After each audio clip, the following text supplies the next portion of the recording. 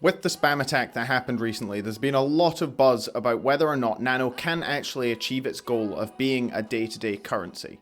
But is this attack actually a blessing in disguise, letting the developers solve this issue before mainstream adoption occurs? Stick around and let's talk about it. Hey guys, I'm Sprague, and ever since Satoshi wrote about Bitcoin being used as a day-to-day currency back in his 2008 white paper, the end goal for a lot of crypto enthusiasts has been to replace fiat with some sort of digital currency. However, for a currency to truly replace fiat, it needs to be feeless, or as close to feeless as possible, fast and scalable. And currently a very strong contender for this role is Nano. But first, a small, some might say nano thing. I am not a financial advisor, and as such, nothing in this video should be taken as financial advice. It is purely educational, and if you enjoy the content, please do consider subscribing. Nano was created back in 2014 under the name of Raiblocks, with a single, seemingly simple goal in mind: to replicate and potentially replace fiat, and be feeless, scalable, and fast. However, in 2018, due to the majority of its user base agreeing that Raiblocks was too technical and confusing for newer users, the name of the project was changed to Nano. This seemed to work, as the adoption after the name change did increase. Powering the Nano Network is a DAG, or Directed Acyclic Graph, which is very different to what the majority of the other coins in the crypto space are using. This means that where a lot of them will suffer from scalability problems, Nano should in theory be able to scale infinitely to suit the demand of its users. However, we'll go into more detail on the DAG in a minute. As I mentioned, the single goal of Nano is to improve on the inefficiencies of other cryptocurrencies when it comes to being an actual currency, with a main focus of this being on making it easy for businesses and developers to integrate Nano as a payment method and make it easy for users to actually pay using Nano. This stance and ethos that Nano should just do one thing and do it well actually goes as far as the creator Colin LeMahieu discouraging the building of infrastructure on top of the Nano chain, as it could potentially hinder the progress of Nano in the future. This is because if at any point they need to roll out a change that could break a project built upon the Nano chain, this might slow and stop the progress that Nano is making towards achieving its end goal. So therefore, they intend to continue developing exactly the way they have done and not pay any attention to the extensions on top of the platform,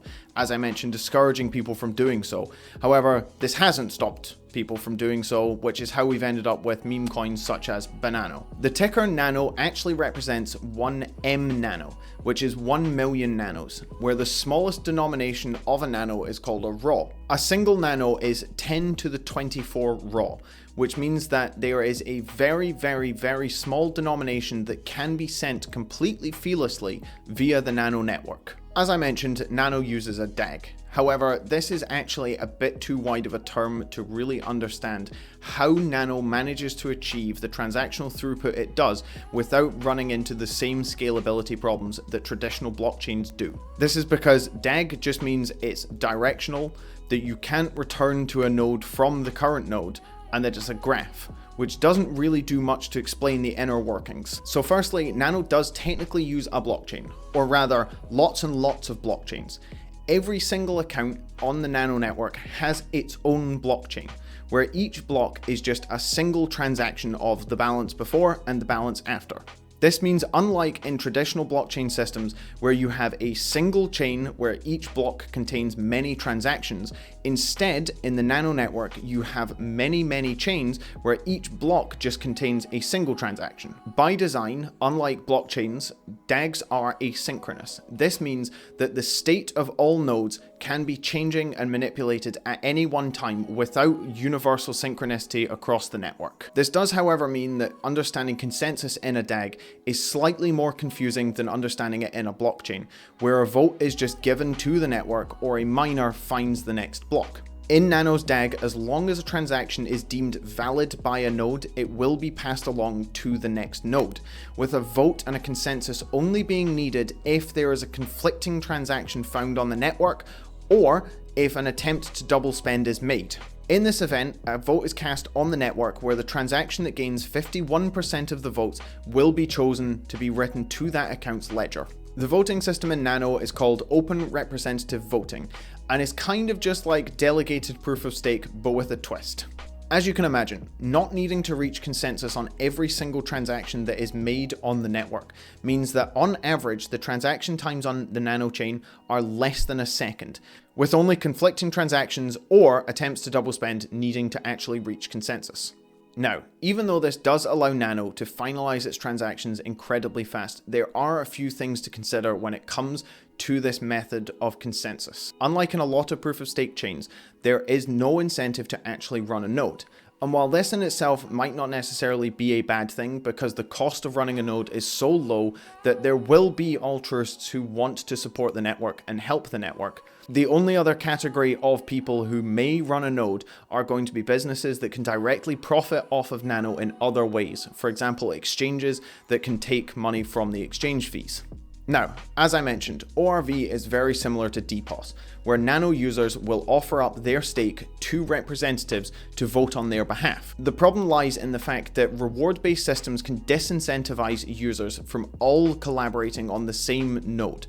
For example, Polkadot will give all pools an equal reward regardless of the stake size that is given. This means that pools with large amounts of users will actually end up with the individual earning less staking rewards. However, when there is no such rewards being given to the network, then it means that chances are the largest nodes will be the most well-known ones. For example, if you are a new user to the Nano Network and you need to stake your tokens on a node, the easiest ones to find will be the biggest names. Due to the fact that these larger nodes will have a higher voting weight, this means that you are trusting that company to be honest with how they are casting their vote for transactions. However, for one of these companies to truly actually manipulate the network, they would need 51% of all the tokens, which would effectively disincentivize them from doing so, because by holding 51% of the tokens and manipulating the price, they are devaluing the cost of their own token. In a lot of proof-of-stake systems, the problem lies in the fact that smaller accounts have more to benefit from attacking the network, and in some cases and some consensus mechanisms, they are given the ability to do so.